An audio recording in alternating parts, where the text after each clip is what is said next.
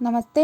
आज हम कक्षा 11वीं के आरोह भाग के गद्य खंड से मन्नू भंडारी द्वारा रचित रजनी, जो एक पटकथा है, उस पाठ को पढ़ेंगे। तो पाठ को शुरू करने से पहले पटकथा क्या होती है, पहले हम ये जानेंगे। पटकथा किसी फिल्म या दूरदर्शन कार्यक्रम के लिए लेखक द्वारा लिखा गया कच्चा चिट्ठा होता है और इसमें संवाद और संवादों के बीच होने वाली घटनाओं और दृश्यों का विस्तृत ब्यौरा होता है। अंग्रेजी में पटकथा को स्क्रीन प्ले कहा जाता है। आप सबने दूरदर्शन या सिनेमा हॉल में बहुत सारे चलचित्र देखे होंगे, तो पर्दे पर जो चीज़ें जिस सिलसिलेवार ढंग से चलती है, उसमें पटकथा का विशेष योगदान होता है। और पटकथा जो है वो बहुत सारे संकेत भी देती है, जैसे कहानी को, कथा का, संवादों की विषय वस्तु, आसपास के वातावरण का दृश्यों का बदलना, ये सब पटकथा की जो है महत्वपूर्ण संकेत होती हैं। तो पाठ को शुरू करने से पहले हम मन्नू भंडारी जी के बारे में कुछ जानते हैं, उनके जीवन की उपलब्धियों के बारे में कुछ जानते हैं। मन्नू भंडारी जी का जन्म सन 1931 ईस्वी भानपुरा मध्य प्रदेश में हुआ था।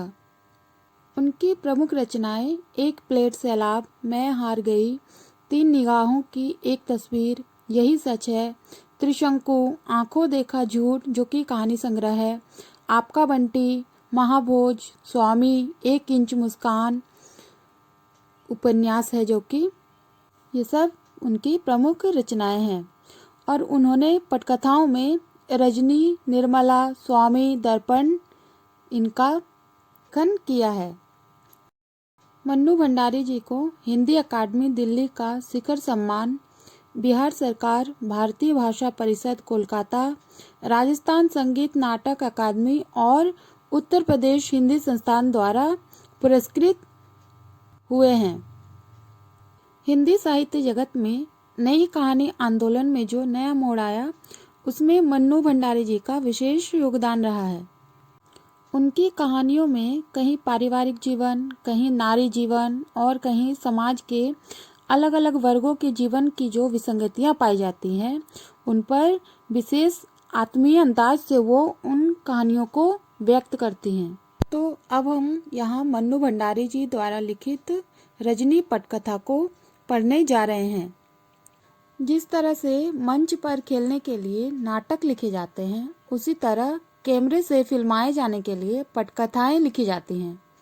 और कोई भी लेखक किसी भी दूसरी विधा में लेखन करके उसे उतने लोगों तक अपनी बात नहीं पहुंचा सकता जितना कि पटकथा लेखन द्वारा, क्योंकि पटकथा जो है वो शूट होने के बाद धारावाहिक या फिर फिल्मों के रूप में लाखों करोड़ों दर्शकों तक उनके सामने पहुंच जाती हैं।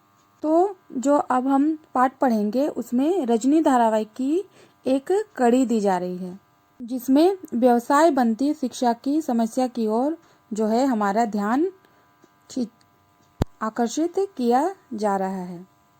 तो अब हम पाठ की ओर चलते हैं। पटकथा की शुरुआत लीला के घर से होती है, जो रजनी की पड़ोसन है। रजनी लीला से बाजार साथ चलने को कहती है, लेकिन लीला जो है वो उसे ये कहकर रोक लेती है कि उसके बेटे अमित का रिजल्ट आने वाला है। तो इस पर रजनी ये सुनकर बहुत ही ज़्यादा खुश होती है, क्योंकि उसे पूरा विश्वास है कि परीक्षा में अमित के अच्छे अंक आएंगे। लेकिन फिर क्या होता है, उतने में अमित आता है। फिर एक घंटी बजती है। लीला एक तरह से दौड़ते हुए दरवाज़ा खोलती है। अमित का प्रवेश हो जाता है। रोज की तरह भारी बस्ते की जगह एक हल्का सा थैला अमित के हाथों में होता है। लेकिन जब अमित घर आता है तो सबको पता चला कि अमित को जो है गणित में सिर्फ 72 अंक ही मिले थे। और इतने कम अंक क्यों मिले थे? क्योंकि अमित ने अध्यापक के बार बार कहने पर भी उनसे गणित की ट्यूशन नहीं ली, जिसके कारण उसे कम अंक मिले थे। और इस बात पर अमित का चेहरा जो है बहुत ही उतरा हुआ था और अमित की आंखें आंसुओं से भरी हुई थी, क्योंकि उसे गणित में इतने कम अंक मिलेंगे इसका विश्वास नहीं था। तो इस पर अमित फिर बोलता है कि अगर काश मैं गणित का ट्यूशन लिए रहता तो मेरे इतने कम नंबर नहीं मिलते। तो इस पर फिर रजनी अमित से बोलती है कि रो मत, अमित रोएगा नहीं, समझे? मैं जो पूछती हूँ उसका जवाब देना बस। तुझे अच्छी तरह याद है कि तूने पूरा पेपर ठीक किया था? तो अमित इसमें अपनी हामी भरते हुए सिर हिलाता है। पापा के पास दोबारा पेपर करने से पहले दोस्तों से या किताबों से उन सवालों के जवाब तो नहीं देख लिए थे? ऐसा रजनी अमित से पूछती हैं।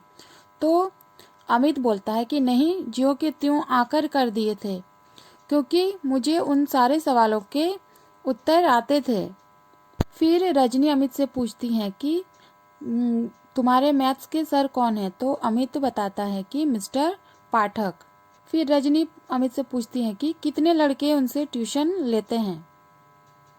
तो अमित जवाब देते हुए कहता है कि 22 लेते हैं। साल के शुरू में तो 8 लेते थे, फिर पहले टर्मिनल के बाद से 15 हो गए थे, और फिर हाफ ईयरली के बाद 7 लड़कों ने और ट्यूशन लेना शुरू कर दिया।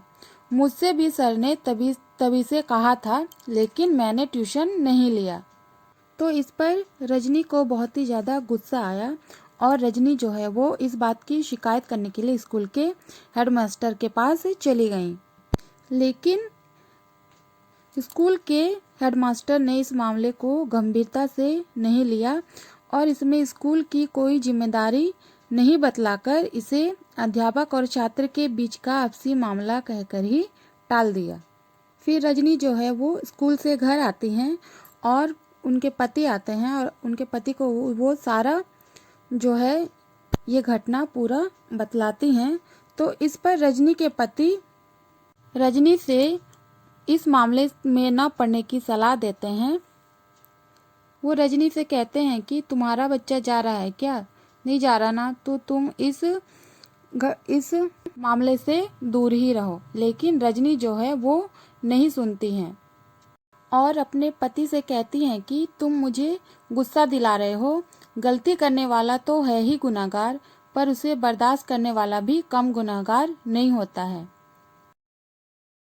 जैसे लीलाबेन और कांति भाई और हजारों माँ बाप। लेकिन फिर वो झुंझला के बोलती हैं कि सबसे बड़ा गुनहगार तो वो है जो चारों तरफ अन्याय, अत्याचार और तरह तरह की धांधलियों को देखकर भी चुप बैठा रहता है, जैसे कि तुम, अपने पति की तरफ इशारा करते हुए कहती हैं। तो इस पर उनके पति कहते हैं कि हमें क्या करना है, हमने कोई ठेका ले रखा है क्या दुनिया का? तो इस पर रजनी गुस्साते हुए कहती हैं कि तुम जैसे लोगों के कारण ही तो इस देश में कुछ नहीं होता, हो भी नहीं सकता। और ऐसा बोल के वो भीतर चली जाती हैं। इस पार्ट के आगे का भाग हम अगले वीडियो में पढ़ेंगे। धन्यवाद।